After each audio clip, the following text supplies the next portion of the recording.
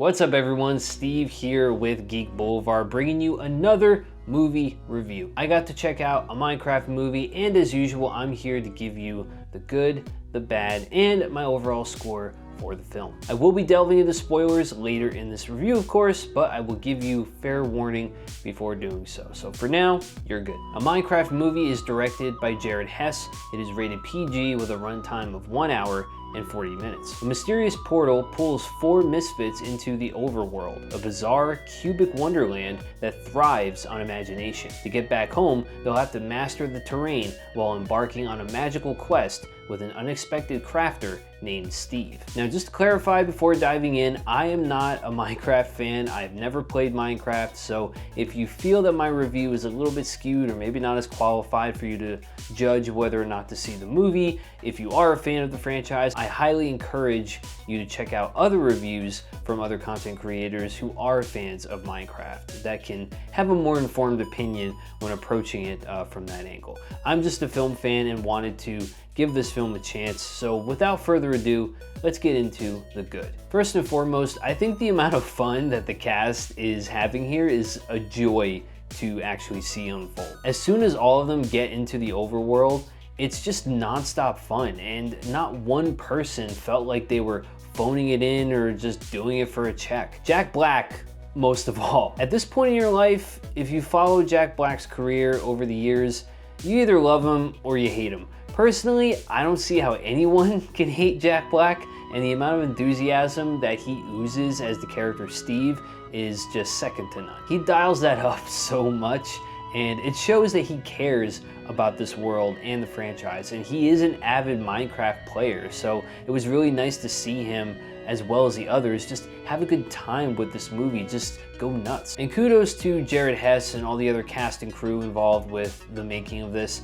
It took a long time to get a Minecraft movie even made. I believe it was back when Minecraft was like at the height of its popularity, was when they were really trying to get the gears going on making a Minecraft movie, and to see the amount of respect for the franchise as a whole and respect for the fans of this world, you know, Minecraft fans I think will definitely walk out of the theater quite happy with what they saw. I also think the final battle sequence was a good bit of fun as well. It had moments of humor and heart just kind of sprinkled throughout, and fan service moments that, even though it might have gone over my head, I'm sure a lot of those Minecraft diehards are gonna love those moments. Definitely my favorite moment of the film, personally. Now let's get into the bad. The humor here, it just doesn't work for me. I think I might have laughed a little bit in the earlier moments when we meet Jason Momoa's character, Garrett.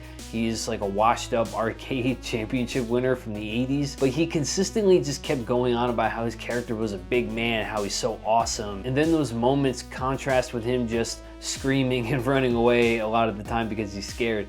In general, that can be funny, as the contrast of it is what makes it funny, but it happens so much to where I just had no laughing left in me to just force out. It just became very tiresome. And obviously, when our cast goes into the overworld, it looks weird putting live actors in a CGI environment, because it just points out the fact that they're on a soundstage, and it's really hard to remove myself from that fact. I just can't really do that. It takes me out of the experience so much. So those daytime scenes of them in the overworld were just not very good. The nighttime scenes, obviously you can hide a lot of bad CGI during the nighttime, so like in those moments they were enjoyable, but the daytime scenes were just really hard to watch at times. I get it, it's a Minecraft movie, you can't actually make it look that real, but it still bugs me. Jennifer Coolidge is also a supporting character who has her own B plot, which was just a complete waste of time. Every scene of that plot was just killing the pacing so much for me, and I think the film just would have benefited from removing these scenes entirely, as I just don't feel they added any further context to the overall story. They just didn't matter. Okay, for this next section, I'll be delving into spoilers, so please, if you do not want the details ruined for you, you can skip this section in the timestamps I've included down below.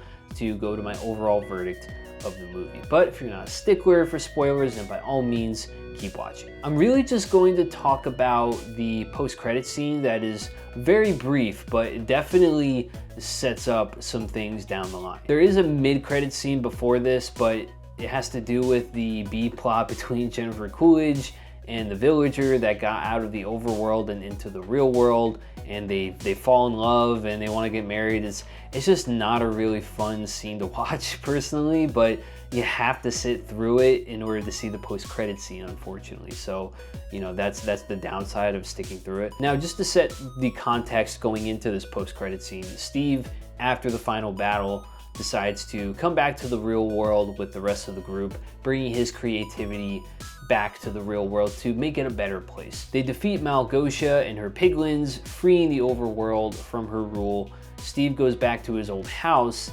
and knocks on the door only to find that someone else lives there currently. We don't see her face, but she has ginger hair and she introduces herself as Alex to Steve, and he's like, "Oh, it's great to meet you," which heavily implies that a sequel is definitely going to be coming down the pipeline at some point. Alex is, of course, the female default character in Minecraft, whereas Steve is the male default. So the cast is definitely trying to get bigger here. The character dynamic, the character groups are trying to get bigger.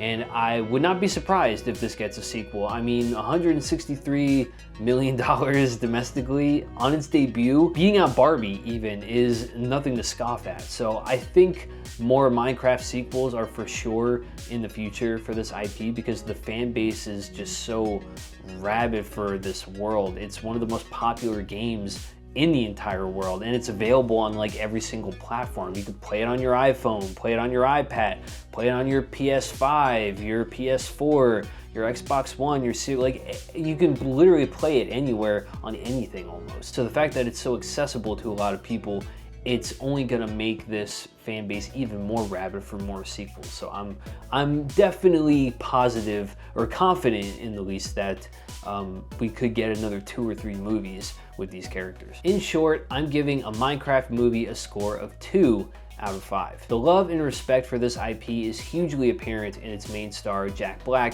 and he and the rest of the cast are clearly having the time of their lives in this movie. There are plenty of Easter eggs for die-hard fans, young and old, to chew on, and will leave them very happy walking out of the theater. But for me personally, the film is hugely lacking in the humor department, and the special effects don't always work, mostly in the daytime scenes, and the secondary plot with Jennifer Coolidge was just a complete waste of time and killed the pacing of the movie. But I want to know what you guys thought of a Minecraft movie. Have you seen it yet? Let me know all your thoughts down in the comments below. What was your first exposure to Minecraft? Like, how did it evolve for you? How did it evolve your creativity? Let me know all of it down in the comments below. Don't forget that if you enjoyed this review, to hit that like button. It always helps out the channel. Subscribe if you're new and tick that notification bell so you can always be notified when my next review or trailer reaction drops on the channel. Thank you guys for watching. Stay classy, stay geeky, and I'll catch you in the next video. What's this junk? An ender pearl. Teleports you to wherever you throw it. Yeah, right. And that was the only one I had. No biggie. Oh yeah, there's one more thing you need to know. Great. Now it's dark. That feel quick to anyone else?